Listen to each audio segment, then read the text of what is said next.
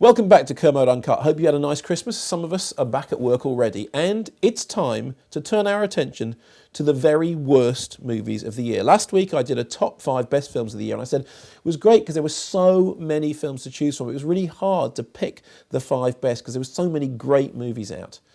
As always, there have been a fair collection of stinkers. To give you an indication of just how stinky some of those films were, here are some of the films which didn't make the bottom 5 list. Bounty Hunter, awful. Gerard Butler at his very worst, but not in the bottom 5. MacGruber, I mean, one of those films which just make you think anything with the Saturday Night Live logo on it is inherently terrible, but still not in the bottom 5. Dinner for Schmucks, didn't like that. Grown Ups, hated that. Paranormal Activity 2, the most boring film of the year. And, of course, Let Me In, the most utterly redundant remake of the year. I've already let the right one in, why would I let you in? None of those, however, made my bottom 5 list. And here it is. At 5, and for very personal reasons, the remake of A Nightmare on Elm Street. I hate that movie. And I hate it, not just because it's a badly made, stupid, grim, grotty piece of work, but because it took something that I really cared about, a film that really meant something to me and its creators, and it trashed it. It's like watching all those things you loved as a kid being smashed up by somebody just intent on squeezing money out of franchises. I hate the fact that now if I say to people, have you seen Nightmare on Elm Street? I have to go, I mean the original Nightmare on Elm Street. Same as I have to do with Texas Chainsaw Massacre, same as I have to do with Last House on the Left. Stop remaking my past and get your hands off A Nightmare on Elm Street at number 5. At 4, Eat, Pray, Love, Vomit. A film whose message was that learning to love yourself is the greatest love of all. Although I think that the people that made that film loved themselves rather too much. Apparently the book is very good. I haven't read the book, and I'm not going to read the book, because having seen the film, I don't think I ever want to have anything to do with anything from Eat, Pray, Love, Vomit. Julia Roberts, not one of your finest moments. At 3, it was 3 halfway through the year, it's still 3 at the end of the year. Pimp!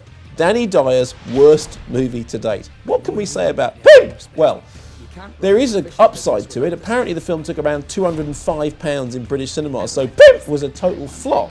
Which is great, because it makes you think that, well, you can say what you want about audiences being stupid, but they stayed away from Pimp in their droves. And I think as long as audiences stayed away from Pimp, there is hope for all of us. So at number 3, bottom 5 films of the year, Pimp! Number 2, a very late entry. I saw this literally in the closing hurdles of 2010, and it was a film which drove me so much to distraction that it's gone in at number 2. At number 2, worst films of the year, Fred, the movie. Now, I don't know whether you've seen this film. You may well have seen the internet channel which spawned it. Basically, it's this really annoying guy pretending to be an even more really annoying kid screaming for about 90 minutes. And when I say screaming, I don't mean screaming like casual screaming. I mean screaming like this! Screaming like this! Screaming like this! And we're all sitting there watching the thing going, is he going to carry on doing that? And after a while I'm starting to think, I'm going to put things in my ears because I don't think I can stand here. This is how I watched Fred the movie after a while. I'm not making this up. I thought, I can't bear it anymore. So I put things in my ears. And I watched the second half of Fred the movie like this.